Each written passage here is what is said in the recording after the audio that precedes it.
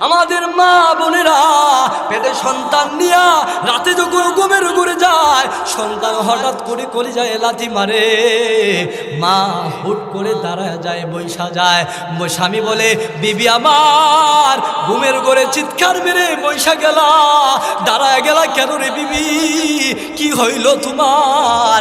এমন সময় আপনার মা জাতিরা বলে, স্বামী গো, আমি মনে হয় আর বাঁচবো না, আমি মনে হয় আর বাঁচবো না, আমার পেটে যে সন্তান কলিজায় লাথি দিয়েছে, আর সহ্য করতে পারতেছি না, সহ্য করতে পারতেছি না। ও যুবক ভাইয়েরা রে, যারা আজকে এই মাহফিলের আয়োজন করেছেন, এক প্রসঙ্গ থেকে আরেক প্রসঙ্গে চলে আসলাম, খেয়াল করে শুনুন। পৃথিবীর মা বোনেরা সাধারণ যারা আছে, কি তাদের গর্ভে যখন বাচ্চা চলে আসে, আমরা যখন তাদের গর্ভে ছিলাম, সাধারণভাবে তারা চলাফেরা করতে পারে নাই, আমরা এত পরিমাণ তাদেরকে কষ্ট দিয়েছি। একটা সন্তান 1000 বার তার মায়ের কলিজায় লাথি মারে। আজকে ওই মারে ভুলে যায়, ওই সাধারণ একজন সুন্দরী রূপবতী বউ পাইয়া ওই মারে ভুলে গেলাম। বাইরে নিজের বিবির দিকে তাকাইলে বুঝে আসে, নিজের বিবির দিকে তাকাইলে বুঝে আসে নিজের সন্তানরা নিজের বিবি কেমনে লালন পালন করতেছে। ভাইয়া পায়ে হাত রাইকা বলি রে ভাই, যে মারে কষ্ট দিলা, ওই মা 10 মাস 10 দিন পেটে ধারণ করেছে। তুমি যেদিন দুনিয়াতে আগমন করেছো, তোমার রক্তমাখা চেহারাটা দেখতে দেরি হয়েছে, মা তোমার কপালে চুম্বন খায়া 10 মাস 10 দিনের কষ্টটা নিমিষেই ভুলে গেছে। আপনের চেয়ে আপন যে জন এই না দুনিয়ায়, সে যে আমার জনম দুঃখী দরদিনী মা। ঠিক কিনা জোরে বলেন? 10 মাস 10 দিন গর্ভে থেকে কষ্ট দিলাম কত, কুলে পে ভুলে গেল বেতার পাহাড় যত, নিজ না খেয়ে মাগো, নিজ না খেয়ে মাগো, সন্তান কি খাওয়ায়, সে যে আমার জনম দুঃখী দরদিনী মা। ঠিক কিনা জোরে বলেন? ও ভাই, আমেনা বলেন, পৃথিবীর সাধারণ নারীদের মতো আমি আমেনা কষ্ট ভোগ করি নাই। জানো মুহাম্মদ আমার পেটে আসার পরে আমার আল্লাহ রাব্বুল আলামিন কি পরিমাণ নিয়ামত আমার ছেলের উপরে দিয়েছে জানো রে। আমি আমেনা আমার মুহাম্মদকে পেটে নিয়া যখন আমি রাস্তা দিয়ে হাঁটাহাঁটি করতাম, আমি তাকায় দেখি রাস্তার বালুকণাগুলি উড়ে উড়ে আমি আমেনার পায়ে সালাম করতে শুরু করে দেয়। হুসনে সুরত চাঁদ রোজে কেরফানা হু जाएगा, हुस्न सूरत चंद रोज़े किरफना हो जाएगा, जिसमें तेरा नास है वो खाक में मिल जाएगा, जिसमें तेरा नास है। আর নবীজি সাল্লাল্লাহু আলাইহি সাল্লামকে যখন পাঠাইলেন, যে সময়টাতে পাঠাইছেন, এই নবীজির আগমনের সময়টাতে মানুষ এমন কোনো গুনাহ নাই যে গুনাহ মানুষ করে নাই। কারণ ঈসা আলাইহিস সালাতু ওয়াস সালাম থেকে আমরা নবীর যুগ পর্যন্ত যে সময়টা ছিল, এই মধ্যস্থলে একটা গ্যাপ থাকার কারণে মানুষ নবীর আসেও নাই, মানুষ নতুন কথা শুনেও নাই, যার দরুন আইয়ামে জাহিলিয়তের যুগে পরিণত হয়েছে। এমন কোনো গুনাহ নাই মানুষ করে নাই। ওই অন্ধকার যুগটাকে দূর করার জন্যে আল্লাহ সুবহানাহু ওয়া তাআলা আমার আপনার নবী মুহাম্মদুর রাসূলুল্লাহ সাল্লাল্লাহু আলাইহি ওয়াসাল্লামকে পাঠাইছেন। নবীজির আগমন দুনিয়াতে নবীজি কদম দিয়েছেন। আল্লাহ তাআলা বলেন, আমার নবীর আগমনের সাথে সাথে এই জগতের যত অন্ধকার পাপাচার আছে আল্লাহ তাআলা আমি আল্লাহ দূর করে দিলাম। মেরে ভাই, আমার আপনার নবী সকল নবীদের নবী, এত কোনো সন্দেহ নাই। আল্লাহ তাআলা আমার আপনার নবীকে কি পরিমাণ ভালোবাসতেন, আমাকে আজকে বিষয়বস্তু দেওয়া হয়েছে নবীজির শান মর্যাদা নিয়েই কথা বলার জন্য। আমি আপনাদের সামনে যেই সূরাটুকুন তেলাওয়াত করেছি, এই সূরার ভিতরে আল্লাহ তাআলা নবীজিকে খুশি করেছেন, নবীজিকে কিছু নিয়ামত দিয়েছেন। এই কথাগুলি বলে নবীজির মনকে খুশি করেছেন। কারণ নবীরে কষ্ট দিয়েছে আবু জাহেল থেকে ধরে উতবা সাইবা, হ্যাঁ যারা ছিল নবীকে বিভিন্নভাবে কষ্ট দিয়েছেন। আর নবীজি কষ্ট যখন পাইছে আল্লাহ তাআলার কাছে নবীজির শান মর্যাদা এত বেশি ছিল, আল্লাহ বলেন আমার নবীরে আমি আল্লাহ খুশি করব। আমি আল্লাহ খুশি করার জন্যে এই সূরা দুহাটা আমি আল্লাহ নাজিল করলাম। যেই সূরাটা আপনাদের সামনে তেলাওয়াত করেছি, এই সূরার কিছু ফজিলত আছে, মর্যাদা আছে। কারণ রাসূল সাল্লাল্লাহু আলাইহি সাল্লাম বলেছেন, যেই মানুষ এই সূরা দুহাটা তেলাওয়াত করবে, কোন সময় যদি কোনো মানুষ তার কোনো বস্তু হারায় ফেলছে, গরু বলেন, ছাগল বলেন অথবা মানুষ বলেন, যদি কেউ হারায় যায়, আর এই সূরা দুহাটা যদি কোনো মানুষ 11 বার পড়ে, কতবার? 11 বার। তাফসীরে নুরুল কোরআনের ভিতরে এসেছেন, যদি কোনো মানুষ সূরা দুহা 11 বার আগে দুরূদ শরীফ 11 বার পরে, এই সূরা দুহা অদ্দুহা সূরাটা 11 বার পরে, আবার দুরূদ শরীফ 11 বার, এই মিলে যদি কোনো মানুষ পাঠ করে, আল্লাহর নবী বলেছেন ওই মানুষের হারানো বস্তুটা ফিরিয়ে দেওয়ার জন্য আল্লাহ নিজে জিম্মাদার হন। তাইলে হারানো বস্তু ফিরে পাওয়ার জন্যে আমরা একটা আমল পাইলাম। এই আমলটা কি? অদ্দুহা সূরা। কি বলেন? অদ্দুহা সূরাটা যদি 11 বার পাঠ করা হয়, তাইলে ওই মানুষটা হারানো বস্তুটাকে আল্লাহ তাআলা তার কাছে ফিরিয়ে দিবেন। সুবহানাল্লাহ। এবার আসুন, এই সূরার শানে নুজুল কি, কেন নাজিল করেছে? অপারেটর কোথায়? এটা শীষ মারতেছে বারবারে। এই সূরা আল্লাহ তাআলা কেন নাজিল করেছেন খেয়াল করে দেখেন। আমরা নবী মুহাম্মদুর রাসূলুল্লাহ সাল্লাল্লাহু আলাইহি ওয়াসাল্লাম ইবাদত বন্দেগী এত বেশি পরিমাণে করতেন। আমরা নবীর কি কোনো গুনাহ ছিল? কথা বলেন, কোনো গুনাহ ছিল? এরপরেও নবীজি এত অধিক পরিমাণে ইবাদত বন্দেগী করতেন, বোঝা যাইতো যে নবীর, নবীজি সাল্লাল্লাহু আলাইহি সাল্লাম যে বুঝাইতেন যে নবীর অনেক গুনাহ। নবীজি এমন মনে করে এত অধিক পরিমাণে নামাজ পড়তেন, এত অধিক পরিমাণে রাতে তাহাজ্জুদ নামাজ পড়তেন। আল্লাহ তাআলা নবীজির এই ইবাদত বন্দেগী দেখা আল্লাহ তাআলা কোরআনের আয়াত নাজিল করে বলতেছেন, নবী আমার, আপনি রাতের বেলায় লম্বা টাইম নামাজে দাঁড়ায় যান, নামাজ পড়তে পড়তে আপনার পাগুলি কলা গাছের মতো ফুলে যায়। নবী আমার, আপনি এত কষ্ট কেন করেন নবী গো?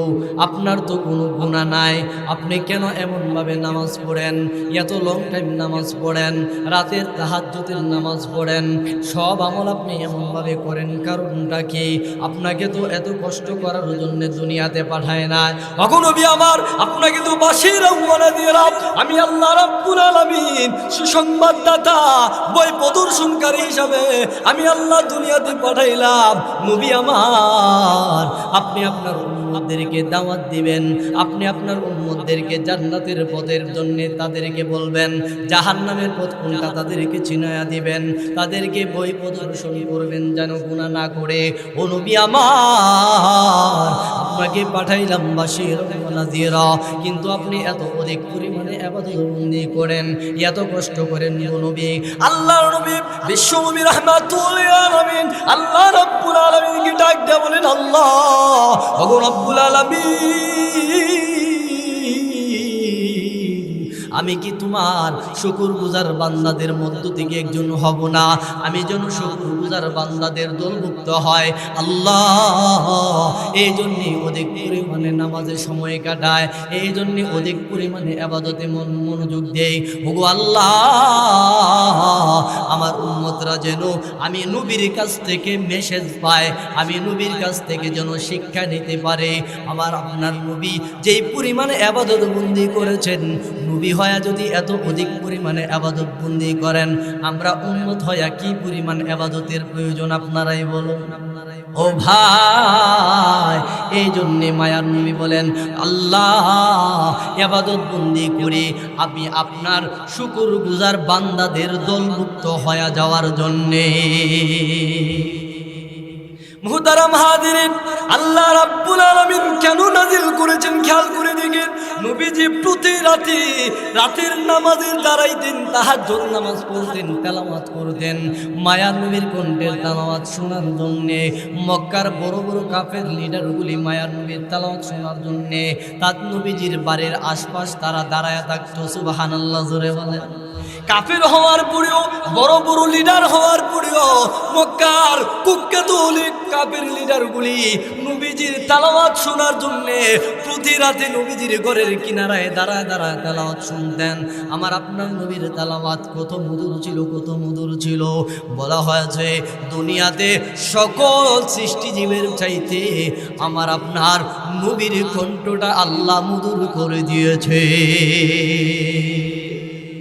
আল্লাহর নবী যখন তেলাওয়াত করতেন মক্কার কাফেরগুলা তেলাওয়াত শুনতো, এমনইভাবে তাদের দিন যাইতো। হঠাৎ করে নবীজি কিছুদিন যাবত রাতের বেলায় নামাজে উঠতে পারতেছিল না, তাহাজ্জুদের সময় উঠতে পারতেছিল না, কারণ শরীরে অসুস্থতার কারণে 3-4 দিন পর্যন্ত নবী তাহাজ্জুদের জন্য উঠতে পারে নাই। ওই দিক দিয়া কুখ্যাত আবু লাহাবের স্ত্রী উম্মে জামিল এই দিকটা লক্ষ্য করে বলে, বুঝতে পেরেছি মনে হয় মুহাম্মদের কাছে যে শয়তান আসতো, নাউজুবিল্লাহ, জোরে বলেন। জিব্রাইলকে শয়তান বানাইছে। মুহতারাম হাজিরিন, উম্মে জামিল মায়ার নবীর অসুস্থতার কারণে নামাজে দাঁড়াইতে পারে নাই। আর ওই দিক দিয়া উম্মে জামিল ওই কুখ্যাত কাফের মহিলা মায়ার নবীকে বলে, মুহাম্মদ প্রতি রাতে তুমি দাঁড়াইতা নামাজের জন্য তেলাওয়াত করতা, এখন তো দেখি তুমি দাঁড়াইতে পারো না, কারণটা কি? এখন তো রাতের বেলায় তুমি নামাজ পড়ো না, কারণটা কি? আল্লাহর নবী বলেন, আর আল্লাহর নবীকে এইভাবে লক্ষ্য করে বলেন, বুঝেছি মনে হয় তোমার আল্লাহ তোমারে ভুলে গেছে। নাউজুবিল্লাহ বলেন। আচ্ছা বলেন তো দেখি, আমার আপনার নবীকে আল্লাহ কি কোনোদিন বলতে পারে? না, আমার আপনার নবীকে আল্লাহ কোনোদিন বলতে পারে না। উম্মে জামিল বলে, মনে হয় তোমার আল্লাহ তোমারে ভুলে গেছে। আল্লাহ রাব্বুল আলামিনের হাবিব মুহাম্মদুর রাসূলুল্লাহ উম্মে জামিলের এই কথা শুইনা মায়ার নবীর মন খারাপ, মায়ার নবীর চোখ দিয়া ঝর্ণার মতো পানি ছাড়ে আর কান্না করে বলে, উম্মে জামিল আমার চাচি হওয়ার পরেও আমাকে বলতেছে জিব্রাইল নাকি শয়তান আমার কাছে আসে, আমার আল্লাহ নাকি আমারে ভুলে গেছে, এই জন্য নাকি আমি রাতের বেলায় তাহাজ্জুদে উঠতে পারি না। মায়ার নবী যখন আসমানের দিকে তাকায়া চোখের পানি ছেড়ে ছেড়ে কান্না করে, ওই কান্নার দৃশ্য আমার আল্লাহ রাব্বুল আলামিন মায়ার নবীর চোখের পানি সহ্য করতে পারে না রে ভাই। মায়ার নবীর চোখের পানি আমার আল্লাহ সহ্য করতে পারে না। মায়ার নবীকে আল্লাহ এত মহব্বত করতেন জানেন। আমার আপনার নবীকে আল্লাহ এত পরিমাণে ভালোবাসতেন, ভালোবাসা মায়ার নবীকে হাবিবুল্লাহ উপাধি দিয়েছে। সুবহানাল্লাহ, জোরে বলেন না। মুহতারাম হাজিরিন, আল্লাহ রাব্বুল আলামিন বলেন, ও জিবরাইল আমার বন্ধুর কাছে তুমি যাও, এমনিতেই যাইও না, সূরা দুহাটা নিয়ে যাও। আমার বন্ধুকে কাফের বেঈমান বলে আমার বন্ধুকে নাকি আমি আল্লাহ ভুলে গেছি। উম্মে জামিল বলে, জিবরাইল তুমি নাকি শয়তান, যাও আমার বন্ধুর পক্ষে কাফেরদের দাঁত ভাঙ্গা জবাব দেওয়ার জন্য ও জিবরাইল সূরা দুহাটা নিয়ে যাও, ওয়াদ-দুহা সূরাটা তুমি নিয়ে যাও, গিয়ে আমার বন্ধুকে সান্ত্বনা দাও, আমি আমার বন্ধু মুহাম্মদুর রাসূলুল্লাহ সাল্লাল্লাহু আলাইহি ওয়াসাল্লামকে ভুলি না। উম্মে জামিল নবীকে এসে বলতেছে, ও মুহাম্মদ প্রতি রাতে নামাজের জন্য দাঁড়াও, এখন তো দেখি তুমি নামাজে দাঁড়াইতে পারো না, রাতে সজাগও থাকতে পারো না, কারণটা কি? কারণ নবীজি তাফসীরে নুরুল কোরআনের ভিতরে এসেছে নবীজি 3 দিন পর্যন্ত অসুস্থ ছিল। অসুস্থ থাকার কারণ নবীজি রাতে নামাজ কয়েকদিন উঠতে পারছিল না। আর ওই দিক দিয়ে উম্মে জামিল বলে, ও বুঝছি মুহাম্মদ এখন আর রাতে উঠতে পারো না, মনে হয় তোমার আল্লাহ তোমারে ভুলে গেছে। নাউজুবিল্লাহ, মনে হয় জিব্রাইল শয়তান তোমার কাছে আর আসে না। নাউজুবিল্লাহ, জোরে বলেন। মুহতারাম হাজিরিন, এইভাবে যখন কটাক্ষ করে কথা বলে আল্লাহ এই দৃশ্য দেখছেন কি দেখেন না? দেখছে, দেখার পরে আল্লাহ বলতেছেন জিবরাইল আমার বন্ধুরে বলে আমি আল্লাহ নাকি আমার বন্ধুরে ভুলে গেছি, তুমি যাও আমার বন্ধুকে গিয়া সূরা দুহা অর্থাৎ অদ্দুহা সূরাটা তুমি তেলাওয়াত কইরা আমার বন্ধুরে কয়েকটা জিনিসের ঘোষণা দিবা, কয়েকটা সুসংবাদ দিবা যে আমি আল্লাহ, প্রথম সুসংবাদটাই তুমি দিবা যে আমি আল্লাহ আমার বন্ধুরে ভুলি নাই, কোনোদিন ভুলি নাই। সুবহানাল্লাহ, জোরে বলেন না। আপনাদের দিকে সুবহানাল্লাহ বললে কি সরকারে টাকা নেয় আপনাদের কাছ থেকে? তাহলে সুবহানাল্লাহ বলতে এত কৃপণতা কেন? সুবহানাল্লাহ বললে লাভ না লস? কেমন লাভ? হালকাভাবে একটা টাচ দেওয়া যায়। যদি কোনো মানুষ সুবহানাল্লাহ, আলহামদুলিল্লাহ, আল্লাহু আকবার যদি আল্লাহকে খুশি করার জন্য বলে, মায়ার নবী বলেন আসমান এবং জমিনের যত ফাঁকা জায়গা আছে আল্লাহ নেকি দ্বারা বলেন। আরেকটা পুরস্কারের কথা আল্লাহ বলছেন, এটারে আমার ভাষায় বলে অ্যান্টিবায়োটিক বলে। রাসূল বলেছেন যদি কোনো মানুষ সুবহানাল্লাহ, আলহামদুলিল্লাহ একবার পাঠ করে আল্লাহ তাআলা তার জান্নাতের 2 নম্বর গেটের চাবি দান করেন। সুবহানাল্লাহ, আর জোরে বলেন। মুহতারাম হাজিরিন, এখন প্রশ্ন হইল 1 নাম্বার না বলে 2 নাম্বার কেন বলছেন? মানে এটা বোঝানোর জন্য 5 মিনিট আমি আমার এই আয়াত থেকে একটু বাইরে চলে যাব। রাজি আছেন তো ইনশাআল্লাহ? আপনাদের কোনো কষ্ট হইতেছে আপনাদের? মুহতারাম হাজিরিন, খেয়াল করে দেখেন আল্লাহ রাসূল বলছেন জান্নাতের 2 নাম্বার গেটের চাবি দিব যে সুবহানাল্লাহ, আলহামদুলিল্লাহ, আল্লাহু আকবার আল্লাহকে খুশি করার জন্য বলবেন। এখন এটা বোঝানোর জন্য 5 মিনিট আপনাদের এলাকার ভিতরে ঢুকবো। এখন এলাকাতে ঢুকার অনুমতি আছে তো ইনশাআল্লাহ? শুনেন, আল্লাহ রাসূল সাল্লাল্লাহু আলাইহি সাল্লাম বলেছেন জান্নাতের 2 নাম্বার গেটের চাবি দিবেন। 2 নাম্বার কেন বলছেন এটা বোঝানোর জন্য বলতেছি। ধরেন এই এলাকাতে নাজির ভাইকে দিই, উপমাটা দেই। নাজির ভাই ধরেন একটা ঘর উঠাইছে, ঘর উঠানোর পরে মসজিদের ইমাম সাহেবকে আয়সা বলতেছে হুজুর ঘরটা উঠাইলাম, এখন আসেন একটু মিলাদ শরীফ পড়ায়া ঘরের উদ্বোধনটা কইরা দিয়া যান, কারণ দোয়া দুরুদের মাধ্যমে যখন করবেন এটার মধ্যে বরকত হবে। সাধারণত আমরা আমাদের এলাকার মানুষগুলো এমনই করে থাকি। কি বলেন? এটারে আমরা গ্রাম্য ভাষায় মিলাদ শরীফ বলি। কি শরীফ? মিলাদ শরীফ বলি। দেখবেন তো মিলাদ শরীফ যখন হয় তখন দোয়া দুরুদের ভরে কিছু মুসল্লি দাদারা আছে, তারা আসলে দোয়া দুরুদের পরে মিষ্টি জাতীয় কিছু খাবার বিতরণ করে কি করে না? বিতরণের সময় দেখবেন কিছু দাদা ভাই আছে, তাদের হাতে যখন জিলাপি একটা দেয় এখন বলে ভাই বাড়িতে নাতি 2টা জিলাপি দিছত একটা, এখন নিলে তো 2টা ঝগড়া লাগবো, কারে দিমু কারে না, জিলাপি ফাললে আরেকটা দিয়া যা। এমন দাদা আপনার এই এলাকা আসেনি? আছে, তাইলে বোঝা গেল তাকে আছে। খেয়াল করে দেখেন ঠিক তদ্রূপভাবে মুসল্লিদের মধ্যে এমন হয়। আবার দেখবেন কিছু ফুলাফান আছে যখন তবরক বিতরণ করে খেলাধুলার মাঠ থেকে দৌড়াইয়া আসে, আয়সা মিষ্টি নেওয়ার জন্য হাত মারে। খেয়াল করবেন কি দিয়ে কি বোঝাইতে চাইতেছি। কিছু ছোট ছোট বাচ্চারা আছে দৌড়ায় আসে খেলাধুলার ফুটবল ক্রিকেট রাইখা আয়সা জিলাপি অথবা মিষ্টি জাতীয় তাবারক নেওয়ার জন্য। এমন ফুলাফান আসেনি আপনাদের এলাকায়? দেখবেন তো কিছু ফুলাফানের মধ্যে এমন কিছু দুষ্টু ফুলাফান আছে একবার যখন দেওয়ার পরে হয়তো খা নাইলে পকেটে রেখে হাতটা মুচা সুন্দর কইরা আবার দ্বিতীয়বার এসে হাত। এমন ফুলাফান আসেনি? আছে।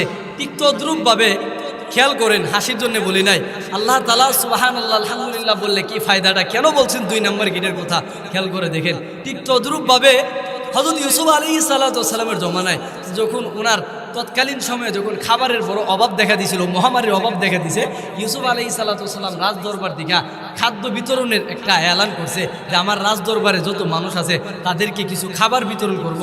এমনভাবে শুকনো খাবার কি করে পুটলা করে করে মানুষদের হাতে উঠায় দিবেন এমনই মনস্থ করলেন, এলান করলেন। মাঠের সারিবদ্ধভাবে লাইনে দাঁড়াইছে আর ইউসুফ পয়গম্বর এক একটা পুটলা এক একটা মানুষের হাতে উঠায় দিছে, মানুষগুলা বাড়িতে নিয়ে যাইতেছে। এই লাইনের মধ্য দিয়ে হঠাৎ করে 8 বছরের একটা ছেলে বাচ্চা এসে হাত পাচ্ছে, একবার দিছে, দেওয়ার পরে দ্বিতীয়বার বাচ্চাটা রাইখা দ্বিতীয়বার আবার এসে হাত পাচ্ছে। ইউসুফ পয়গম্বর বলে এই ছেলে সবাইরে দিলাম একটা করে আর তোমারও দিলাম একবার, তুমি দ্বিতীয়বার আবার এসে হাত পাতলা, কারণটা কি? ইউসুফ পয়গম্বর এই কথা বলার পরে বাচ্চাটা কিছু বলে না, বাচ্চাটা চুপ করে দাঁড়ায় আছে। ইউসুফ পয়গম্বর ছোট মানুষ তো বুঝে না, ফুটলা আরেকটা তার হাতে দিল, আরেকটা দিল, দ্বিতীয়বার বাচ্চাটা রাইখা তৃতীয়বার আবার এসে হাত পাতছে। ইউসুফ পয়গম্বর শেষ মুহূর্তে রাগান্বিত হয়েই বলতেছে এই বাচ্চা সবাইরে দিলাম একবার, তোমারে দিলাম 2বার, আবার তৃতীয়বার আসলা, কারণটা কি? তুমি কি শুরু করলা? ছেলেটা বলে, ইউসুফ পয়গম্বর, আপনি আমারে ধমক মারলেন তৃতীয়বার আসার কারণে। আপনি যদি আমারে চিনতেন তাইলে আপনার খাদ্য গ্রহণের সমস্ত চাবিকাঠি সহ খাদ্য সহ সব আমার হাতে উঠায় দিতেন। সুবহানাল্লাহ বলতেন না? সুবহানাল্লাহর অ্যান্টিবায়োটিক দিতেছি আর সুবহানাল্লাহ বলেন না আপনারা? খেয়াল করে দেখি এই কথা যখন বলছে ইউসুফ পয়গম্বর কো, হের তো সাহস কম না রে, হেরে চিনলে নাকি খাদ্য গ্রহণের চাবি তারে দিয়ে দিতাম, তাইলে বিতরণ বন্ধ করো, হেরে গেছেন না। হ্যাঁ ছেলে, তোর পরিচয় দে। ছেলেটা বলে, আমি শর্টকাটে বলতেছি, খেয়াল করেন। ছেলেটা বলে, ও ইউসুফ পয়গম্বর, পরিচয় নিবেন আপনি? বলে, হ্যাঁ নিব, তোমার পরিচয় দাও। তাহলে শুনেন, আপনি আপনার বাবার কাছে, ছেলেটা বলতেছে, ইউসুফ পয়গম্বর, আপনি আপনার বাবার কাছে অন্য 10 ভাইয়ের চাইতে বেশি ভালোবাসার পাত্র ছিলেন। বলে, হ্যাঁ তোমার কথা সত্য। বলে, ইউসুফ পয়গম্বর, আপনারা যখন বেশি ভালোবাসতো, অন্য 10 ভাই আপনাকে, হ্যাঁ আপনার সাথে হিংসামি করে আপনারে হত্যা করার জন্য কুয়ার মধ্যে নিক্ষেপ করছিল। বলে, হ্যাঁ তোমার কথা সত্য। ইউসুফ পয়গম্বর, আপনারা যখন কুয়াতে নিক্ষেপ করছে, একদল বাণিজ্যিক কাফেলা আইসা উঠায়া তারা মিশরের বাজারে নিয়ে বিক্রি করছিল। বলে, হ্যাঁ তোমার কথা সত্য। যিনি কিনছে আজিজ মিশর কিনে নিয়ে তার বিবি জুলাইকার হাতে উঠায় দিয়েছিল। বলে, হ্যাঁ তোমার কথা সত্য। ইউসুফ পয়গম্বর, আপনি দেখতে সুন্দর, আর এই জন্যে আপনাকে যখন ছোট থেকে লালন পালন করতে করতে জুলাইকা যখন প্রাপ্তবয়স্কে উপনীত হয়েছে, আপনি যখন উপনীত হয়েছেন, তখন আপনার প্রেমে হাবুড় বুখায়া একটা রুমের ভিতরে ঢুকায়া 7টা গিটের মধ্যে তালা লাগাই দিছিল। বলে, হ্যাঁ তোমার কথা সত্য। ও ইউসুফ পয়গম্বর, যখন আপনি আল্লাহকে ভয় করে সুদা দৌড় দিছিলেন আর পটপট করে 7টা গেটের তালা পটপট করে খুলে গেছিল। বলে, হ্যাঁ তোমার কথা সত্য। ও ইউসুফ পয়গম্বর, আপনি দৌড় দিয়া 7ম গিটে যায় যখন দাঁড়াইলেন, পার্লামেন্ট থেকে জুলাইকার স্বামী আজিজি মিশর আইসা যখন গাড়ি থেকে নামছে, নামার পরে আপনার এবং আজিজি মিশরের উভয়জন যখন সামনাসামনি হয়ে গেলেন, তখন জুলাইকা নিজের রূপ পাল্টায়া আপনারে দোষী সাব্যস্ত করার জন্য স্বামীর কাছে নালিশ করতে শুরু করছে। বলে, হ্যাঁ তোমার কথা সত্য। ও ইউসুফ পয়গম্বর, শুনেন, তখন আপনাকে দোষী বানানোর জন্য জুলাইকা যখন বলতেছে, এতদিন কাল সাপ ঘরে পালছি, আমার উপরে আক্রমণ করছে, তখন আপনাকে দোষী সাব্যস্ত করার জন্য স্বামীর কাছে নালিশ করতেছিল, বাড়ির পাশ থেকে একজন মহিলা 3 মাসের বাচ্চা কোলে নিয়ে আপনার এবং আজিজি মিশরের সামনে আইসা দাঁড়াইছিল। ইউসুফ পয়গম্বর বলে, হ্যাঁ তোমার কথা সত্য। ইউসুফ পয়গম্বর, ওই 3 মাসের বাচ্চা কুলি নিয়া মহিলাটা যখন দাঁড়াইছে, তখন ওই 3 মাসের বাচ্চার জবানটা আল্লাহ কুদরতিভাবে খুলে দিয়েছিল। বলে, হ্যাঁ তোমার কথা সত্য। ওই বাচ্চাটা আপনার পবিত্রতা বর্ণনা করার জন্যে ওই আজিজি মিশরকে একটা সুন্দর নিয়ম বলে দিছিলেন যে, দেখেন ইউসুফ দোষী না আপনার বিবি দোষী, ইউসুফের পোশাকটা পিছন দিক দিয়ে ছিঁড়া না সামনের দিক দিয়ে ছিঁড়া, আপনি এটা দেখলে বুঝবেন ইউসুফ দোষী না আপনার বিবি দোষী। বলে, হ্যাঁ এমন সুন্দর কথা 3 মাসের বাচ্চার জবান দিয়ে আসছিল। বলে, ওই ইউসুফ পয়গম্বর, ওই কঠিন সময়টাতে আপনার পবিত্রতা বর্ণনা করার ওই ছোট্ট 3 মাসের বাচ্চাটা আজকে 8 বছরে পরিণত হয়ে আপনার সামনে দাঁড়িয়ে আছে। ইউসুফ আলাইহিস সালাতু ওয়াস সালাম সাথে সাথে ছেলেটাকে বুকের সাথে টান দিয়ে জড়ায়া চুম্বন খায় আর বলেছিল, রে ওই কঠিন সময়টাতে আমার পবিত্রতা বর্ণনা করেছো, ওই সময়টাতে তুমি আমার পবিত্রতা বর্ণনা করার কারণে আমি ইউসুফ পয়গম্বর আমি বেকসুর খালাস হয়েছিলাম। ওই এরপরেও আমাকে জেলে দিয়েছিল, কিন্তু আমার চরিত্রের মধ্যে কলঙ্কের দাগ লাগতে দেয় না। ও বাচ্চা শুনো, আমার পবিত্রতা বর্ণনা করার কারণে এই মুহূর্তে খাদ্য গুডাউনের সমস্ত চাবিকাঠির মালিক তোমারে বানায়া দিলাম। আল্লাহ রাব্বুল আলামিন বলেন, ও আমার পয়গম্বর ইউসুফ, দুনিয়াতে সাধারণ একটা ছেলে তোমার পবিত্রতা বর্ণনা করার কারণে যদি তুমি খাদ্য গুডাউনের চাবিকাঠি তার হাতে উঠায় দিতে পারো, ইউসুফ পয়গম্বর, আমার কোনো বান্দা বান্দি যখন একবার সুবহানাল্লাহ বলবে, আলহামদুলিল্লাহ বলবে, বলে আমি আল্লাহর বরত্বের আলোচনা করবে, আমি আল্লাহর প্রশংসা করবে, আমি আল্লাহর পবিত্রতা বর্ণনা করবে, আমি আল্লাহ ওয়াদা দিলাম আমার ওই বান্দার জন্যে জান্নাতের 2 নাম্বার গিটের চাবি দান করলাম। ওই ইউসুফ পয়গম্বর, একটা ছেলে সাধারণ তোমার চরিত্রের সার্টিফিকেট দেওয়ার কারণে তুমি যদি খাদ্য গোডাউনের চাবি তারে দিতে পারো, আর আমার বান্দা যখন আমার পবিত্রতা বর্ণনা করবে, আমি আল্লাহ তারে জান্নাতের 2 নাম্বার গিটের চাবির মালিক দেব। তাহলে সুবহানাল্লাহ জোরে বলবেন তো ইনশাল্লাহ। আমার পরে যিনারা আসবেন তারা যেন সুবহানাল্লাহর জন্য আপনাদেরকে না বলা লাগে, এই জন্য এই ছোট্ট একটা ইন্ডিভিডিক আপনাদেরকে দিয়ে গেলাম। খেয়াল করে দেখেন, মনে আছে তো যখন উম্মে জামিল নবীকে কটাক্ষ করে বলছিল, ও মুহাম্মদ, তোমার আল্লাহ মনে হয় তোমারে ভুলে গেছে। আচ্ছা বলেন তো দেখি, আমরা নবীর কি আল্লাহ ভুলে যাবে কোনোদিন? কারণ আমরা নবী কি সাধারণ কোনো নবী? সাধারণ কোনো নবী না, বরংস রাহমাতাল লিল আলামিন। আল্লাহ তাআলা আমার আপনার নবীকে গোটা জাহানের জন্যে বাশীরা ওয়া নাযীরা, রহমতের নবী হিসাবে আল্লাহ তাআলা দুনিয়াতে প্রেরণ করেছেন। এই কথাও বলে দিয়েছেন, ও নবী আপনি হলেন শ্রেষ্ঠ নবী, আপনার উম্মত হবে শ্রেষ্ঠ। ও নবীজি আপনার উপরে শ্রেষ্ঠ কিতাব নাযিল করলাম। ও নবী এও জানেন আপনার মাধ্যমে নবুয়তের দরওয়াজায় তালা লাগাই দিলাম, আপনার পরে আর কোনো নবী আসবে না। যারা দাবি করবে তারা বাটপার বন্ড ছাড়া আর কেউ হবে না। তাহলে আমরা স্পষ্ট ভাষায় বলে দিতে চাই, এই দেশে কাদিয়ানি নামক যে বাটফারগুলি আছে আমরা তাদেরকে বলে দিতে চাই, সোজা হয়ে যাও। কারণ এই নবীজির জন্যে, প্রিয় নবী মুহাম্মদুর রাসূলুল্লাহ সাল্লাল্লাহু আলাইহি ওয়াসাল্লামকে খাতামুন নবিয়্যিন, শেষ নবী বলে আল্লাহ তাআলা দুনিয়াতে প্রেরণ করেছেন। এই নবীর কালিমার জন্যে আবু বকর, উমর, আলী, উসমান সহ অগণিত সাহাবায়ে কেরাম এই নবীজির জন্য জীবন দিয়েছেন, এই নবীজির খতমে নবুয়তের জন্য জীবন দিয়েছেন। আমরা স্পষ্ট ভাষায় বলে দিতে চাই, তোমরা যারা আমার আপনার নবীকে নিয়ে, নবীর খতমে নবুয়ত নিয়ে চিনিমিনি খেলতে চাও, নবীর খতমে নবুয়তকে অস্বীকার করতে চাও, ভালো হয়ে যাও, না হয় দেশের তৌহিদি জনতা প্রস্রাব করে দিবে, প্রস্রাবে দেশ থেকে বেসে যাবে। ঠিক কিনা? জোরে বলেন, দূরে বলেন। নবীর পরে নবী নাই, সংসদে আইন ছায়। আমরা আমাদের নবীর খাতামুন নবিয়্যিন, আল্লাহ তাআলা ঘোষণা দিয়েছেন যে আমার এই নবীর পরে আর কোনো নবী আসবে না। আল্লাহ বলেন আমার নবীকে আমি ভুলে যাব, এটা কখনো হতে পারে না। আল্লাহ তাআলা জিবরাইলকে পাঠাইলেন, জিবরাইলকে পাঠায় বলেন, ও আমার ফেরেশতা জিবরাইল, আমার হাবিবের কাছে যাও, গিয়ে সূরা দুহা তেলাওয়াত করে। আউযু বিল্লাহি মিনাশ শাইতানির রাজীম, বিসমিল্লাহির রহমানির রহিম, ওয়াদ-দুহা ওয়াল-লাইলি ইযা সাজা, মা ওয়াদ্দা'আকা রাব্বুকা ওয়া মা ক্বালা, ওয়ালাল আখিরাতু খায়রুল লাকা মিনাল উলা, ওয়ালাসাওফা ইউ'তিকা রাব্বুকা ফাতারদা। আল্লাহ রাব্বুল আলামিন বলেন, জিবরাইল যাও, দেখো আমার মায়ার নবী চোখ দিয়ে ঝর্ণার মতো পানি ঝরতেছে, আমার নবীকে তারা কষ্ট দিয়েছে। যাও, আমি আল্লাহ আমার নবীকে আজকে এই দিনে খুশি করতে চাই। আমি আল্লাহ সূরা দুহা তোমাকে দিয়ে পাঠাইলাম, আমার নবীকে গিয়ে প্রথম পুরস্কারটা দিবা। আমি আল্লাহ বলে দিয়েছি, ওয়াদ-দুহা ওয়াল-লাইলি ইযা সাজা, নবী গো আর কান্না করতে হবে না। ও নবীজি চোখের পানি মুছে ফেলুন। আমি আল্লাহ রাব্বুল আলামিন ওয়াদ-দুহা ওয়াল-লাইলি ইযা সাজা, আমি সূর্যের আলোর কসম খাইলাম, আমি রাতের অন্ধকারের কসম খাইলাম। নবী গো, মা ওয়াদ্দা'আকা রাব্বুকা ওয়া মা ক্বালা, আমি আল্লাহ আপনারে ভুলি নাই, কোনদিন ভুলবো না।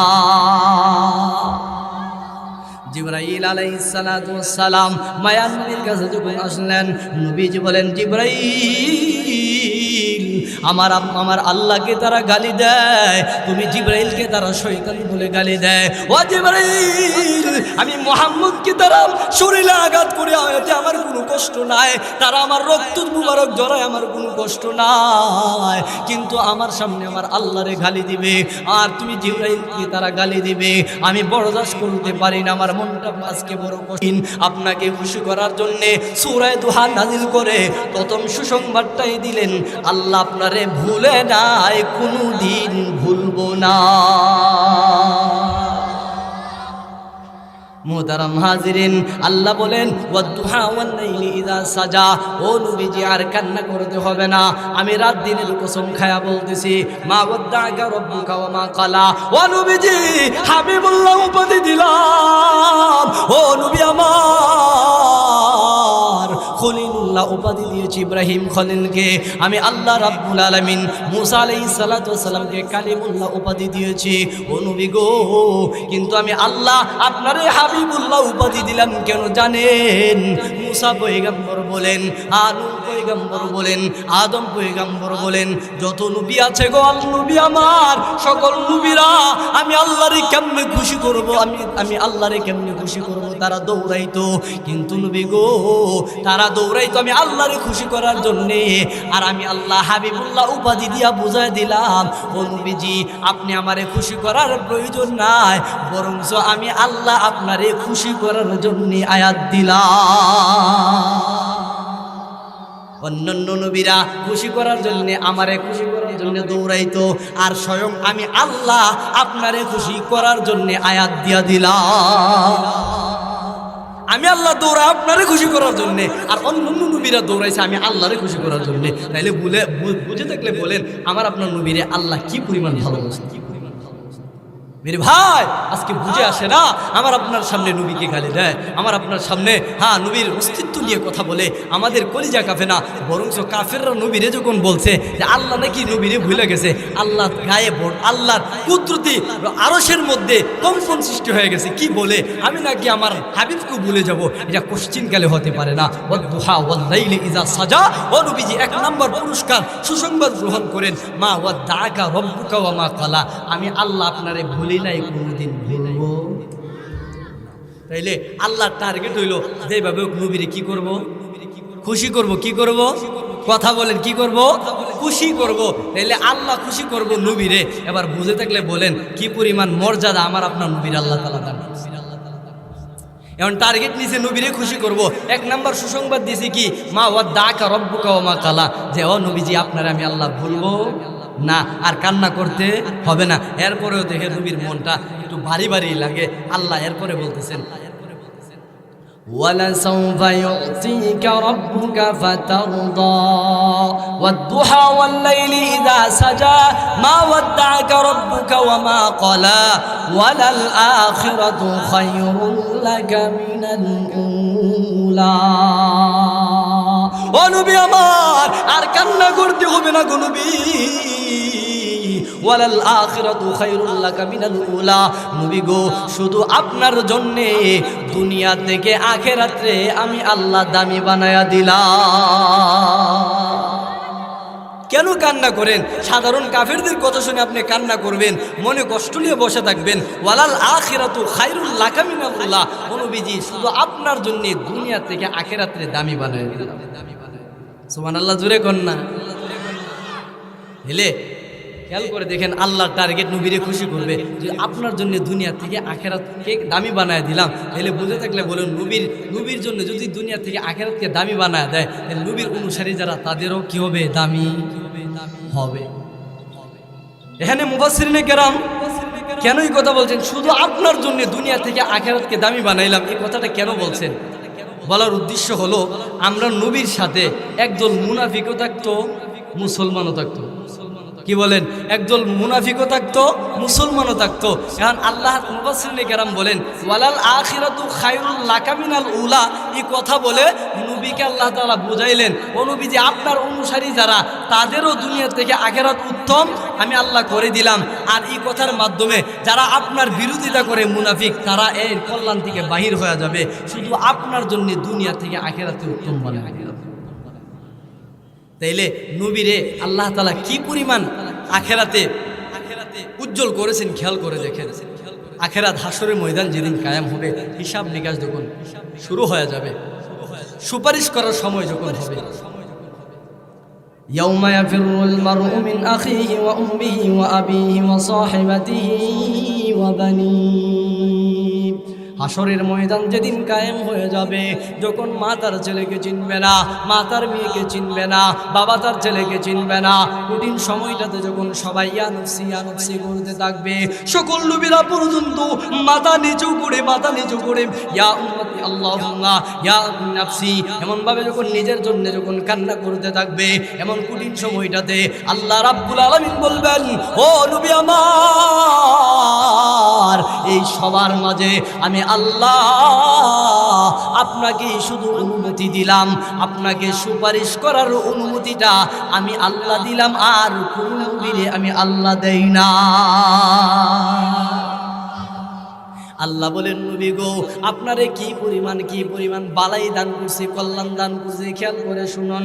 হাসরের ময়দানে আমি আল্লাহ আপনাকে সুপারিশ করার অনুমতি দেব যা অন্য কোনো নবীকে আমি আল্লাহ দেয় নাই। ও নবী আমার, এরপরে খেয়াল করে দেখেন, আপনি যখন জান্নাতের দরওয়াজার সামনে দাঁড়াবেন, আপনি যখন জান্নাতের দরওয়াজার সামনে যখন দাঁড়াবেন, এমন সময় জান্নাতের গেটের দারওয়ান আপনাকে সালাম দেবে, বলবে কে আপনি?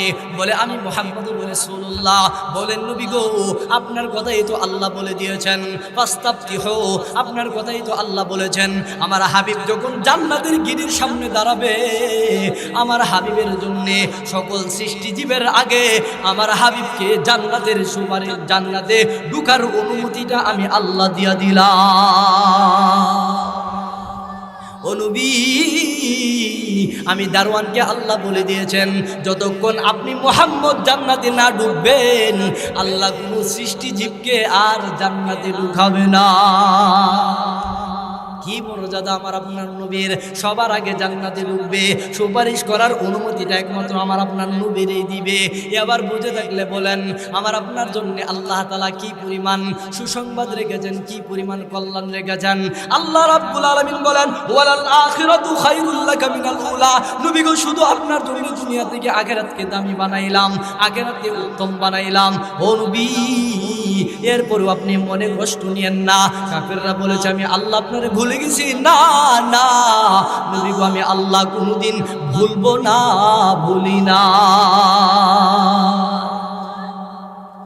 আল্লাহ রাব্বুল আলামিন বলেন, ও নবী আমার, 3 নাম্বার সুসংবাদটা আপনি গ্রহণ করেন। 3 নাম্বার সুসংবাদটা হলো ওয়ালা সাউফা ইউতিকা রাব্বুকা ফাতারদা। আল্লাহ রাব্বুল আলামিন বলেন, নবী গো আর কান্না করবেন না, কান্না করবেন না। উচিরে আপনার জন্যে এমন কিছু নিয়ামত আমি আল্লাহ রেখে দিয়েছি, এমন কিছু নিয়ামত আপনারে দিব। আপনি যতক্ষণ খুশি না হবেন ততক্ষণ অগণিত নিয়ামত আপনারে দিতেই থাকবো। মুফাসসিরিনে কেরাম বলেন, এই আয়াত যখন নাযিল হয়েছে, ও নবীজি উচিরে আপনারে কিছু নিয়ামত দিব, আপনারে দিব, এই কথা যখন বলছে, আর যতক্ষণ আপনি খুশি না হবেন ততক্ষণ দিতেই থাকবো। মুফাসসিরিনে কেরাম বলেন, আমরা নবীও তখন বলবে, আমিও এমন একজন নবী, আমার গুনাহগার উম্মত যতক্ষণ পর্যন্ত জান্নাতে না ঢুকাইব ততক্ষণ পর্যন্ত আল্লাহ যদি বলে আপনি কি খুশি হয়েছেন, আমি নবী বলবো না, খুশি না। বলে কেন? আমার উম্মত এখনো জাহান্নামে জ্বলতেছে। সুবহানাল্লাহ জুড়ে বলেন না। দেখেন আমার আপনার নবীর কত মায়া উম্মতের জন্যে, কত দরদ উম্মতের জন্যে। খেয়াল করে দেখেন, যেখানে সকল নবীরা নিজেদের চিন্তা করবে, আর সেখানে আমার আপনার নবী বলবে, আল্লাহ যখন বলবো আপনি খুশি হয়েছেন নি নিয়ামত যে পাইছেন, আল্লাহ নবী বলবেন আমিও এমন নবী, যতক্ষণ আমার উম্মত জাহান্নামে জ্বলবে আমি আল্লাহরে বলবো আমি খুশি হয়েছি। মেরে ভাই, কি দামি নবী পাইলাম, কত রহমতের নবী পাইলাম, কত বড় নবী পাইলাম, কিন্তু আমরা সেই কথা চিন্তা করি না। খেয়াল করে দেখেন, এই কথাটা, এই সবকগুলা স্মরণ করার জন্যে আপনাদের সামনে এই সূরাটা তেলাওয়াত করলাম। আল্লাহ নবীর কি পরিমাণ মর্যাদা, মহব্বত, ভালোবাসা দিতেন এই সূরার ভিতরে। মুফাসসিরিনে কেরাম বলেন, শুধু ওয়ালা সাউফা ইউতিকা রাব্বুকা ফাতারদা, এই আয়াতের ভিতরে নিয়ামত যে পরিমাণ আল্লাহ নবীর দিয়েছেন বলছেন, যদি কোরআনে আর কোনো আয়াত নিয়ামতের কথা নাও বলতেন, শুধু নবীর জন্য এই আয়াতটাই নবীর নিয়ামতের জন্য যথেষ্ট হবে। আল্লাহ বলেন, ওয়ালা সাউফা ইউতিকা রাব্বুকা ফাতারদা, নবীজি অচিরে আপনারে কিছু দিব, যতক্ষণ আপনি খুশি না হবেন ততক্ষণ আপনার এই দিতেই থাকবো। এখন প্রশ্ন হলো, আল্লাহ যে বলতেছেন অচিরেই দিব, কিন্তু নিয়ামত কি নবীজিকে আল্লাহ অতীতে দিয়ে দিছে না? দিছে। আল্লাহ কোন নবীজি, আমি যে বললাম আপনারে দিব বলছি, অতীতে তো অনেকটা দিয়া রাখছি। ওয়ালা সাউফা ইউতিকা রাব্বুকা ফাতারদা, নবী গো আপনারে দিব বলতেছি, কিন্তু দিব তো সামনে, কিন্তু অতীতে অনেক দিয়া রাখছি। অতীত বুঝেন তো, যেটা গেছে গা, আপনার তো অতীতে দিয়া রাখছি। কোন টাইমে? আপনি যখন ছোট ছিলেন, এই ছোট অবস্থায় জন্মের আগে আপনাকে অনেক নিয়ামত দ্বারা আমি আল্লাহ ভরপুর করে রেখেছি। নিয়ামত দিব তো সামনে, অতীতে দিয়া রাখছি। কি দিয়া রাখছে আল্লাহ পরে রায়াতে বলতেছেন, আলাম ইয়াজিদকা ইয়াতীমান ফাআওয়া ولسوف يعطيك ربك فترضى ألم يجدك يتيما فآوى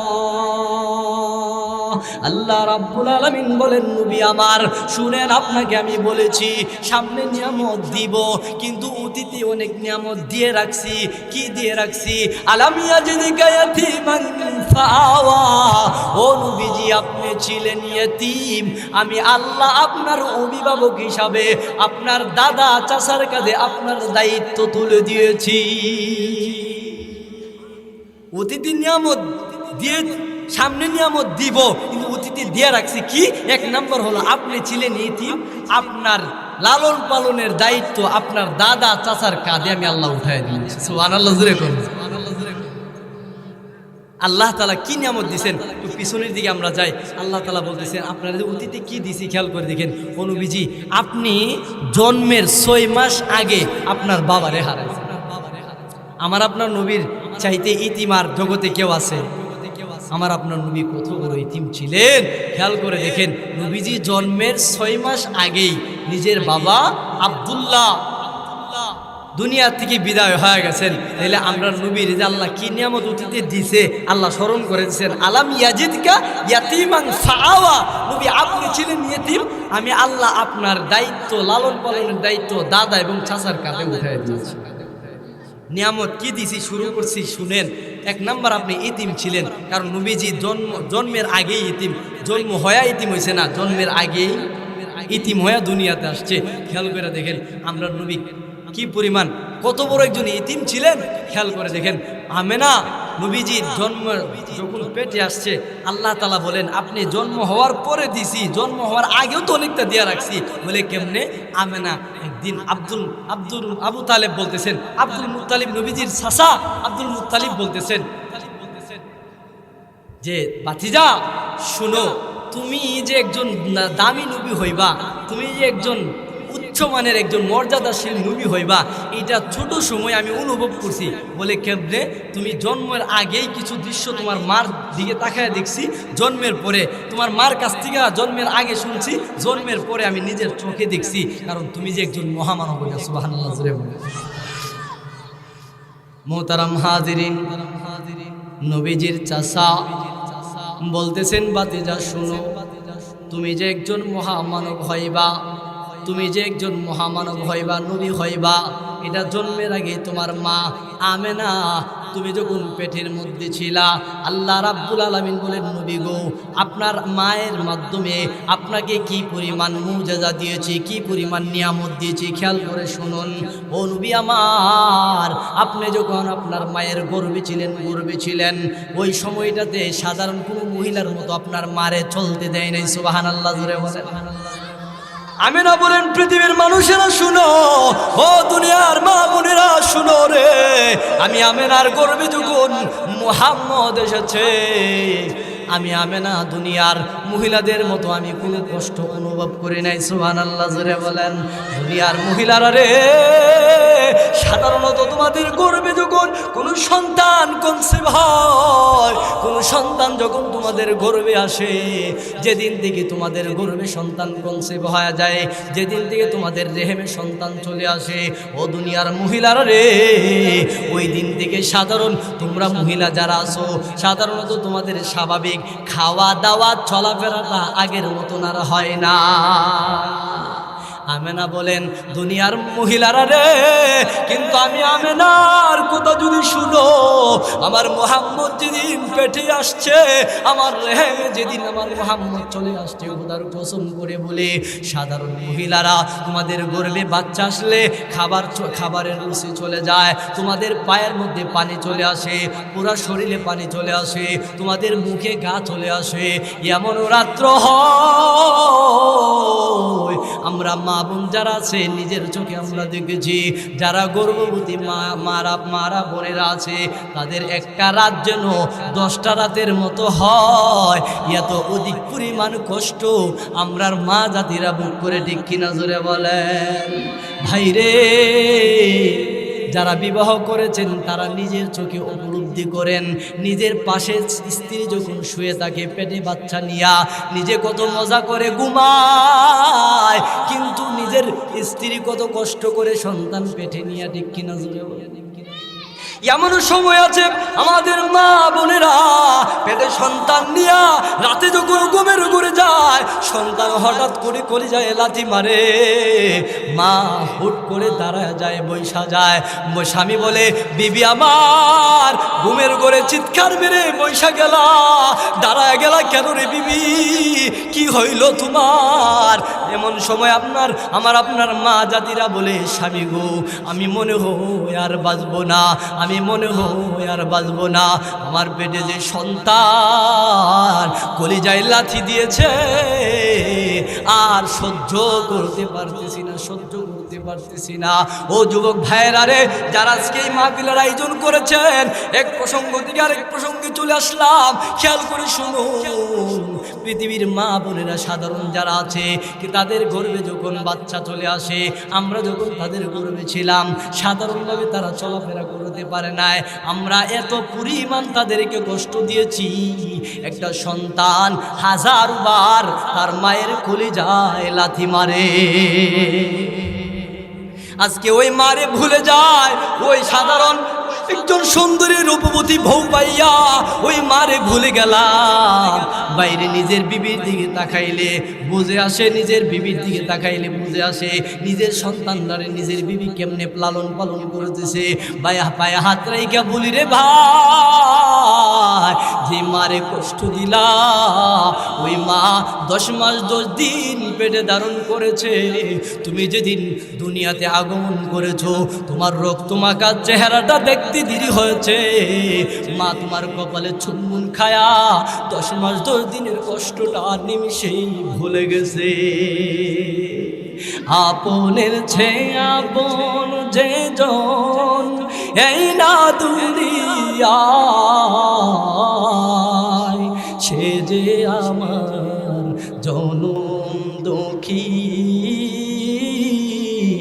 দরদিনী মা, ঠিক কিনা জোরে বলেন। 10 মাস 10 দিন গর্ভে থেকে কষ্ট দিলাম কত, কুলে পে ভুলে গেল বেতার পাহাড় যত, নিজ না খেয়ে মাগো, নিজ না খেয়ে মাগো সন্তান কি খাওয়ায়, সে যে আমার জনম দুঃখী দরদিনী মা, ঠিক কিনা জোরে বলেন। ও ভাই, আমেনা বলেন পৃথিবীর সাধারণ নারীদের মতো আমি আমেনা কষ্ট ভোগ করে নাই।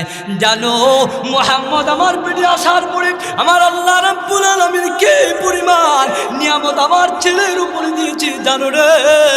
আমি আমেনা আমার মুহাম্মদকে পেটে নিয়া যখন আমি রাস্তা দিয়ে হাঁটাহাঁটি করতাম, আমি তাকায় দেখি রাস্তার বালুকণাগুলি উড়ে উড়ে আমি আমেনার পায়ে সালাম করতে শুরু করে দেয়। हुस्ने सूरत चंद रोज़े खरफना हो जाएगा, हुस्ने सूरत चंद रोज़े खरफना हो जाएगा, जिसमें तेरा नास है वो खाक में मिल जाएगा, जिसमें तेरा नास है वो খাক মে মিল জায়েগা। আল্লাহু আকবার বলেন। আমার আপনার নবী এত সুন্দর চেহারাওয়ালা মায়ার নবী। আমেনা বলেন আমার সন্তান মুহাম্মদ আমার গর্ভে যখন ছিল রে, আমি যখন রাস্তা দিয়ে হাঁটাহাঁটি করতাম বালুকণাগুলি আমাকে সালাম করতে শুরু করতো আমার সন্তানের কারণে। আমার মুহাম্মদ আমার পেটে যখন ছিল, শুধু তাই নয়, আমি যখন রৌদ্র দিয়া রাস্তা দিয়ে হাঁটাহাঁটি করতাম ক্ষেত খামারে আমি সাধারণ মানুষদেরকে দেখতে পাইতাম, কৃষকদের পিঠ পুড়ে যাওয়ার উপক্রম হইতো, এত পরিমাণ রৌদ্রের তাপ ছিল। কিন্তু খেয়াল করে শুরু রে দুনিয়ার মানুষ, আমি আমেনা যখন প্রখর রৌদ্র দিয়ে হাঁটাহাঁটি করতাম, আমার আল্লাহ বিভিন্ন গাছের ছায়ার মাধ্যমে আমি দেখতে পাইলাম কি ছায়া যেন আমার মাথার উপরে, রৌদ্রের আলো রৌদ্রের তাপ যেন আমার উপরে না পড়ে, কি ছায়া যেন আমার মাথা উপরে চলতে শুরু করে দেয়। ও দুনিয়ার মা বোনেরা, খেয়াল করে শুনুন। আমেনা বলেন আমার সন্তান পেটে, আল্লাহ বলেন নবী গো ওয়ালা সাউফা ইউতিকা রাব্বুকা ফাতারদা, ও নবীজি সামনে নিয়ামত দিব, কিন্তু অতীতে অনেক নিয়ামত দিয়ে রাখছি। কি নিয়ামত দিদি শুনুন গো নবী। আলাম ইয়াজিদকা ইয়াতীমান ফাআওয়া, ও নবীজি আপনি এতিম ছিলেন, জন্মের আগে আপনারে কি দিয়েছি দেখেন। আপনার মা নিজের মুখে বলতেছে, আমেনা বলেন মানুষ রে, রোদ্রের আলো আমারে ধরে না, কি যেন ছায়া দিতে শুরু করে। ও দুনিয়ার মানুষ, শুধু তাই নয়, আমি যখন কুয়ার কাছে যাইতাম পানি আনার জন্যে, সমস্ত দুনিয়ার মানুষ রশি বালতির মাধ্যমে পানি উঠাইতো, আর আমি আমেনা কুয়ার কাছে যাইতে দেরি হইতো, কুয়ার কাছ নিচ থেকে পানি আমার হাতের নাগাল আসতে সেকেন্ড দেরি হইতো না। এই বরকত এই নিয়ামত কার জন্যে পাইছে? নবীর জন্যে পাইছে। কথা বলেন কার জন্যে? নবীর জন্যে পাইছে। ও ভাই, ওই নবী কত বড় রহমতের নবী। আমার আল্লাহ বলেন নবী গো কি দিলাম অতীতে আপনারে, কত নিয়ামত দিলাম শোনেন, কত নিয়ামত দিলাম শোনেন। আমেনা বলেন আমি এমন দৃশ্য দেখতে পাইলাম, এমন দৃশ্য। নবীজির চাচা বলেন আমি নিজের চোখে দেখেছি আমার বাতিজা মুহাম্মদ। ও মুহাম্মদ শুনো, তুমি যেদিন দুনিয়াতে আসছো, দুনিয়াতে আগমন করার সাথে সাথে তোমাকে যখন জল চৌকিতে তোমাকে যখন শোয়াইতে ধীরি, তুমি মহান আল্লাহ তোমার রবের কুদরতি পায়ে সেজদা দিতে সেকেন্ড দেরি করো না।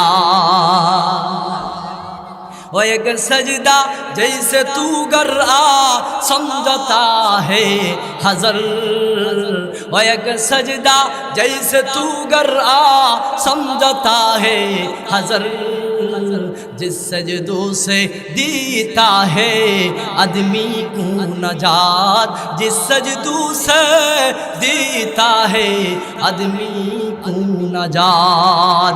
যে সেজদার জন্যে আল্লাহ লক্ষ লক্ষ কোটি কোটি মানুষকে নাজাতের ফয়সালা করবেন, আমার আপনার নবী দুনিয়াতে আগমন করেই জলচৌকির মধ্যে মহান রবের কুদরতি পায়ে সেজদা দিয়া আমরা উম্মতদেরকে মেসেজ দিলেন, সেজদা ছাড়া মানুষ দামি হতে পারে না। আল্লাহু আকবার। নবীজির চাচা বলেন বাতিজা মুহাম্মদ তুমি জন্মের পরে তোমাকে এই দৃশ্য দেখলাম। ও বাতিজা শুধু তাই নয়, তুমি যখন কান্নাকাটি করতেছিলা আমি একটা দৃশ্য দেখতে পাইলাম, আসমান থেকে চন্দ্র সূর্য মতো কি যেন একটা আলো তোমার দিকে এমন ভাবে বেগে আসতেছে, তুলে আসতেছে। আমি মনে করেছিলাম তোমাকে পুরে সারকার করে দিবে। বাতিজা রে, আমি যখন দেখতে পাইলাম তোমার বরাবর আগুনের দিক লোকটা আসতেছে, আমি চোখ বন্ধ হয়ে গেলাম, না জানি বাতিজাকে পুরায়া সারকার করে দিছে।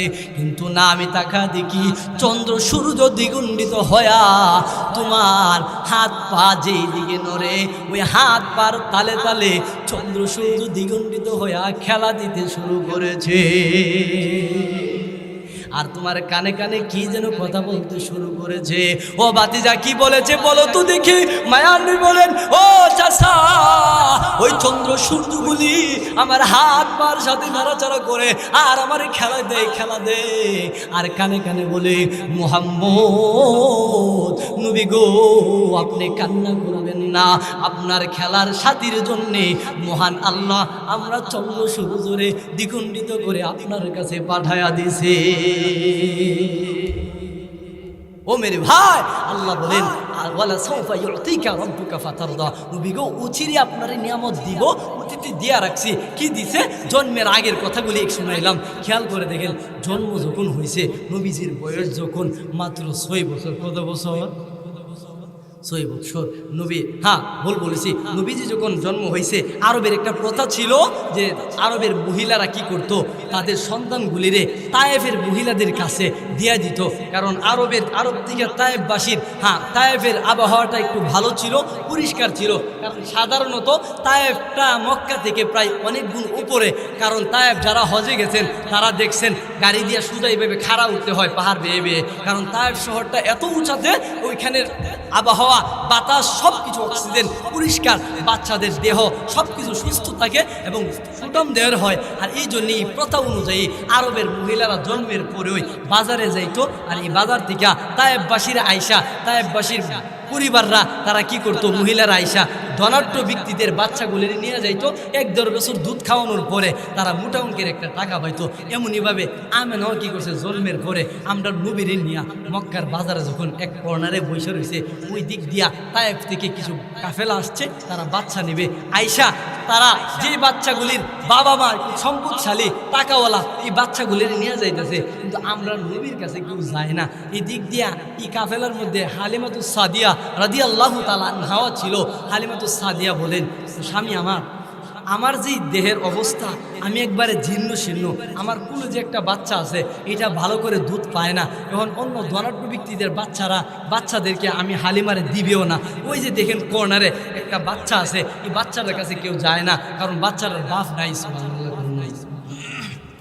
ওই যে কোনাতে দেখা যায় মুহাম্মদ, এই বাচ্চাটারে কেউ নেয় না, আর আমি হালিমারে কেউ বাচ্চা দেয় না, বাচ্চাটারে নেয় না, আর আমি হালিমারে কেউ দেয় না। এখন স্বামী আপনি যদি অনুমতি দেন তাইলে আমরা আসছি, যেহেতু খালি হাতে যাইতাম না, ওই ইতিম বাচ্চাটারে নিয়েই আজকে বাড়িতে যেতে চাইছি।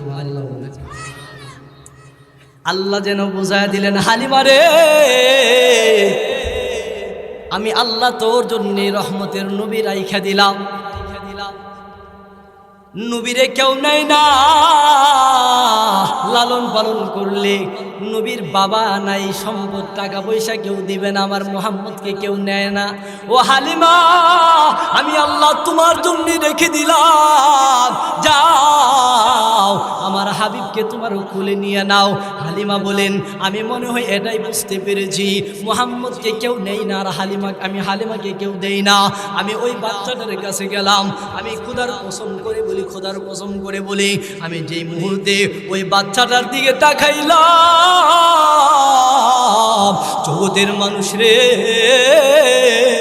জন্মের পরে এত সুন্দর বাচ্চা আমি হালিমা কোনদিন দেখি না। কবি বলেন, হুসনে সুরত চাঁদ রোজে কেরফানা হু জায়গা। হালিমা বলেন, এত সুন্দর মায়াবী চেহারাওয়ালা বাচ্চা আমি জন্মের পরে কোনোদিন দেখি নাই। হালিমা বলেন, আমি বাচ্চাটার দিকে তাকাইলাম, তাকায় দেখি মুহূর্তের মধ্যে আমার কলিজা ঠান্ডা হয়ে গেছে। হালিমাতুস সাদিয়া রাদিয়াল্লাহু তাআলা আনহা মায়ার নবীকে কুলে নিলেন। হালিমা বলেন, দুনিয়ার মানুষ রে শুনো, আমি হালিমা জীবনে শুনো, আমি হালিমার বুকের দুধ ছিল না, আমার কুলে যে বাচ্চাটা ছিল ওই বাচ্চাটাও দুধে শূন্য ছিল, বাচ্চাটা পরিপূর্ণভাবে দুধ খাইতে পারে নাই। আমি খোদার কসম করে বলি, আমি যখন আব্দুল্লাহর বেটা মুহাম্মদকে যখন কুলে নিলাম, খায়া দেখি আমার ওই বাচ্চাটা কুলে নেওয়ার সাথে সাথে আমার দুটা স্তন দুধে ভরপুর হয়ে গেছে। দুনিয়ার মানুষ রে, যে স্তনে দুধ ছিল না, আমার কুলের বাচ্চাটাও পেট ভরে খাইতে পারে না, মুহাম্মদ রে কুলে নিয়া আমি যখন কি করলাম, কুলে নিলাম, সাথে সাথে আমার দুটা স্তন দুধে ভরপুর হয়ে গেছে। শুধু তাই নয়, আমি কুলে নিয়াই মুহাম্মদের পেটে খিদা, আমি যখন ডান দিকের স্তনটা মুহাম্মদের মুখে লাগাই দিলাম সাল্লাল্লাহু আলাইহি ওয়াসাল্লাম, যেই মুহূর্তে মুহাম্মদ আমার ডান দিকের স্তনে যখন মুখ লাগাইলো, আমি তাকায় দেখলাম ডান দিকের স্তন খাওয়ার পরে আমি যখন বাম দিকেরটার মধ্যে মুখ লাগানোর চেষ্টা করতেছি, আমার নবী যেন আমার মেসেজ দিতেছে, হালিমা গো ডান দিকেরটা আমার জন্য আমার আল্লাহ বরাদ্দ করেছেন, বাম দিকেরটা আমার দুধ পায়ের জন্য রেখে দিলাম। আল্লাহ বুঝায় দিয়েছেন, হালিমা রে এমন একজন নবী খুলে নিলা যিনি ইনসাফওয়ালা নবী। হালিমা বলেন ডান দিকেরটা খাওয়ায়া বাম দিকের নিলাম, মুখ লাগায় না। নবী যেন বলতেছে, হালিমা গো এটা আমার না, এটা আমার দুধ ভাইয়ের হক। সুবহানাল্লাহ জোরে বলে। মেরে ভাই, নবীজি জন্মের পরেও ইনসাফের শিক্ষা আমাদেরকে দিয়েছেন। সুবহানাল্লাহ জোরে বলে। ইনসাফ নাই বললেই চলে এখন। আর নবীজি ইনসাফ নিয়ে আসছেন জগতে, আমাদেরকে মেসেজ দিচ্ছেন যে ইনসাফের পথে চলো, সেজদা দিয়ে নিজের জীবনকে সুন্দর করো। কিন্তু এই দুইটা জিনিস মানুষকে দামি বানায়, ইনসাফ এবং সেজদা, নামাজ মানুষকে দামি বানায়, কিন্তু এই দুইটা জিনিস থেকে মানুষ দূরে সরে আছে। আজকে ইনসাফ নাই বললেই চলে। কি বলেন? আপনাদের এলাকাতে মনে হয় এমন মানুষ নাই, সব মনে হয় ইনসাফওয়ালা মানুষ। হ্যাঁ, ক্ষেতের লাইল কাটে, হ্যাঁ, দুধে পানি মিশায় এমন লোক আছে? সুবহানাল্লাহ, আমি তো মনে করছিলাম নাই। তাহলে খেয়াল করে দেখেন, নবীজি মেসেজ দিয়েছেন, ও মানুষ আমি ইনসাফওয়ালা নবী, আমার উন্মত হবে ইনসাফওয়ালা। সুবহানাল্লাহ। মেরে ভাই, এই জন্য আসুন খেয়াল করে দেখুন আমার আপনার নবীর আদর্শ, আমার আপনার নবীর চরিত্র কি পরিমাণ উত্তম ছিল। খেয়াল করে দেখেন, নবীজি সাল্লাল্লাহু আলাইহি সাল্লাম বলেন, এটা আমার দুধ ভাইয়ের হক, দুধ ভাইকে দিয়ে। হালিমা বলেন, আমি মুহাম্মদকে দুধ পান করানোর পরে আমি যেই বাহনটা দিয়ে আসছিলাম, মনে আছে তো আল্লাহ যে বলছেন, ওয়ালা সাউফা ইউতিকা রাব্বুকা ফাতারদা, নবীজি উচিরে কিছু নিয়ামত দিব, কিন্তু অতীতে দিয়া রাখছি। কি দিছেন আল্লাহ শুনাইতেছেন। সুবহানাল্লাহ। আল্লাহ বলতেছেন, কি দিলাম অতীতে আপনারে, এতগুলা যে দিছে এগুলা নিয়ামত না? নিয়ামত, নবীর উপরে নিয়ামত আল্লাহ দিছেন। নবী গো আপনার অতীতে কি নিয়ামত দিছে শুনেন। ও নবী আমার, আপনাকে যখন হালিমা খুলে নিছে, সাথে সাথে তার দুধের স্তর শূন্য ছিল, দুধ ভরপুর হয়ে গেছে। ও নবী, এটা আমি আল্লাহ আপনার বরকতি দিলাম, আপনার বরকতি দিলাম, এটা আপনার উপরে রহমত করলাম, রহম করলাম, আপনার উপরে নিয়ামত দিলাম।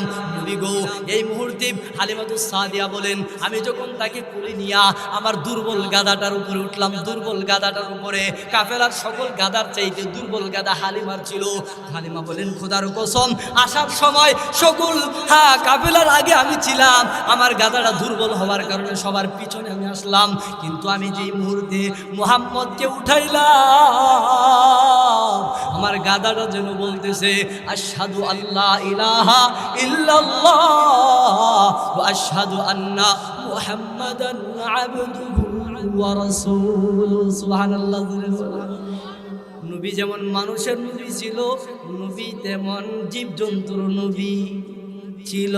খেয়াল করে দেখেন, একদিন নবীজি পাহাড়ের কর্নারে বসে কান্না করতেছিল। ওই দিক দিয়ে আবু জাহেল আসতেছিল একটা উট নিয়া। যে মুহূর্তে দেখলো মুহাম্মদ ছোট্ট বাচ্চা পাহাড়ের চিপায় বৈশা কান্না করতেছে বাবার জন্যে, আবু জাহেল, উতবা, সাইবা, মক্কার যত বড় বড় কাফেররা ছিল, নবীজির নবুয়তের আগে সবাই কিন্তু নবীরে মহব্বত করেছে। ছোট সময় নবীরে এত অধিক পরিমাণে মহব্বত করেছে। আবু জাহেল দেখে নবীজি কান্না করে ছোট অবস্থায় শুধু বোঝানোর জন্যে জীবজন্তুর যে নবীরে চিনে। খেয়াল করে দেখেন, আবু জাহেল বলে, বাতিজা কান্না করো কেন, চলো বাড়িতে যায়। খেয়াল করে দেখেন, নবীরে যখন আবু জাহেলের পিছনে উটের উপরে উঠাইলো, আবু জাহেলের আগে উট আমার আপনার নবীরে চিন্না ফেলছে। উট বলতেছে, আল্লাহ আপনি আমার জবানটা খুলে দেন, আমি পাপিষ্ঠ আবু জাহেল দিচ্ছি না দেন। আমার নবীরে আবু জাহেল পিছনে বসাইছে, পিছনে বসায় আমি উঠরে আঘাত করতেছে। আল্লাহ গো আমার জবান খুলে দেন, আমি নবীরে আবু জাহেল চিনা দে, যে আমি তারে বলি, ও আবু জাহেল আমার নবী তোমার পিছনে থাকতে পারে না, আমার নবীরে যতক্ষণ পর্যন্ত সামনে না বসাইবা আমি উঠ সামনের দিকে একটা কদম দিব না। মায়ার নবী, রহমতের নবী।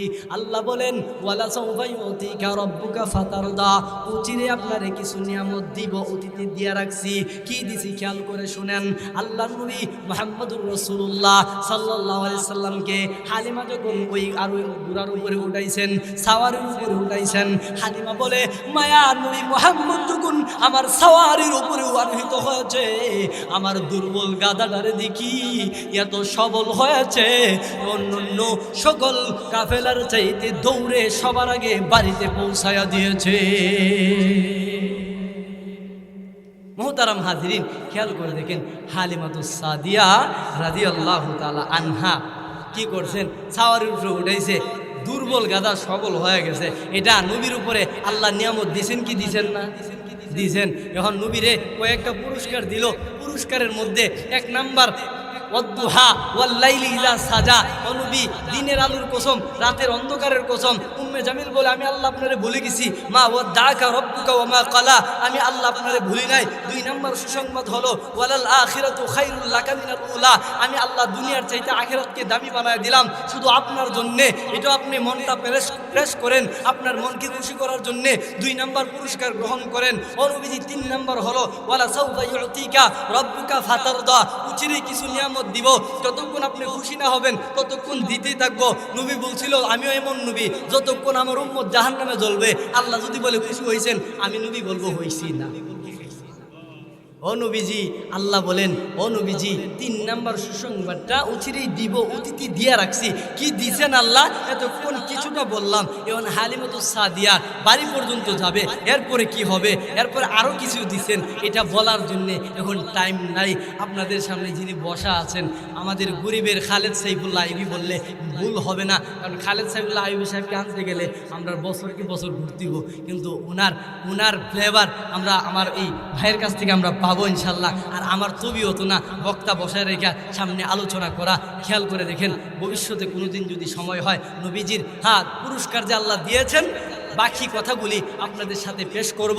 আল্লাহ তাআলা আমাদের সবাইকে নবীজির খাঁটি আশিক হইয়া আল্লাহ নবীর যে পরিমাণে ভালোবাসছেন, আমরাও যেন সেই পরিমাণে ভালোবাসা দুনিয়ার থেকে আশিক আর রাসূল দাবি কইরা দুনিয়ার থেকে বিদায় হইতে পারে। আল্লাহ আমাদেরকে তৌফিক দান করুন সকল বলে আমিন। ওমা আলাই